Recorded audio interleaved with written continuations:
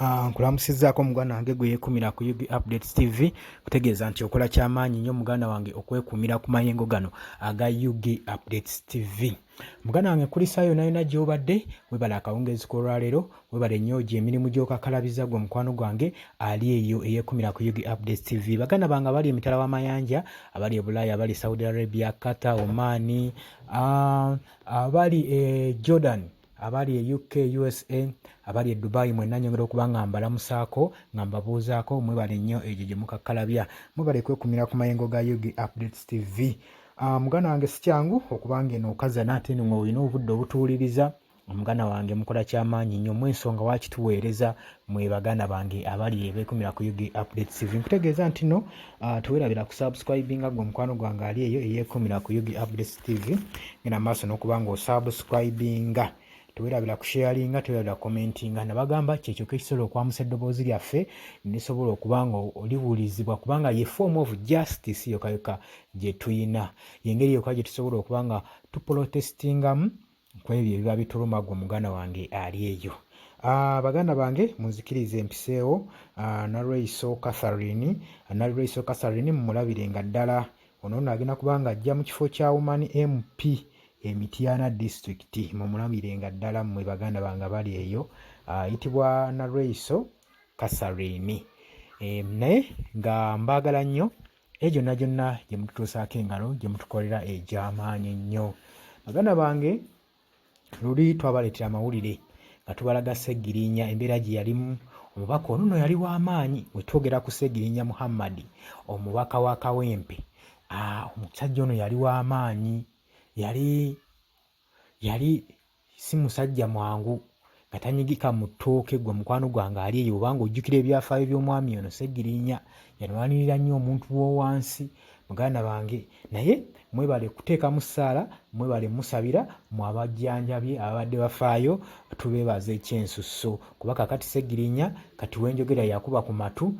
Biseera biri eri avuddeyo n'agamba nti nno ebbanga lyange lyonna lyemmaze nga mbaweereza limalidde mu kkomera na mu ddwaliro, so yeetondera abantu bo obutabaweereza bulungi nga bwe mwali mumusuubira kubanga ebintu bitambulamu naye teyabyagala bw'atyo. Jjukira nti nno ono yamala ebbanga ddene nga ali mu kkomera ekitundutundu ky'omwaka ng'ali mu kkomera. Ate bwe yava mu kkomera n'avaayo n'agenda n'ava e Netherland n'agenda e Kenya mu Aga Khan Hospital. Eyo nno ng'aweera ennemba n'ekirwadde ekya kimulya, ekirwadde ekya kkookolo ekimanyiddwa ng'ekya kkookolo ekya kansa. Yali agenda okuba nga mulya gwe muganda wange ali eyo ampuliriza. Kyali kigenda mu maaso n'okuba nga ekirwadde kino kimubala embiriizi gwe mukwano gwange ali eyo eyeekuumira ku UG Updates TV. Naye twavaayo recently ne tuwulira information nti Sseggirinya bagenda kuba nga bamusiibula agenda afunemu ka short holiday ka leave nga bagenda mu maaso n'okuba nga bamumonitoringako nga bamwekkaanya okusinziira ku bujjanjabi bw'abadde afuna.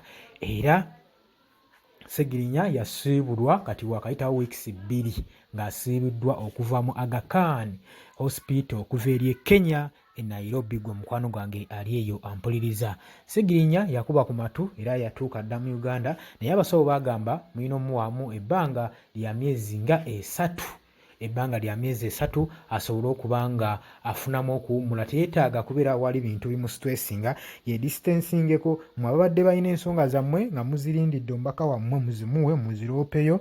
Abasawo batugambye mugira mumulekamu mwemuko ku space okumala emyezi 3 asobole okuba nga akubira ddala ku matu, abeere nga akubira ddala ku matu gwe muganda wange ali eyo ampuliriza.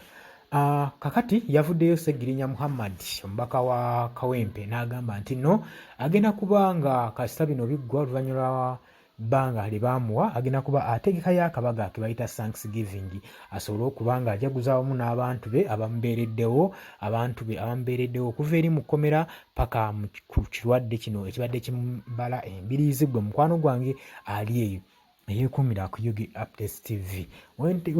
Wenjogerera Sseggirinya kati atemya bukofu kati atemya bukufu toyinza namutegeera nti yoli bamujjanjabye.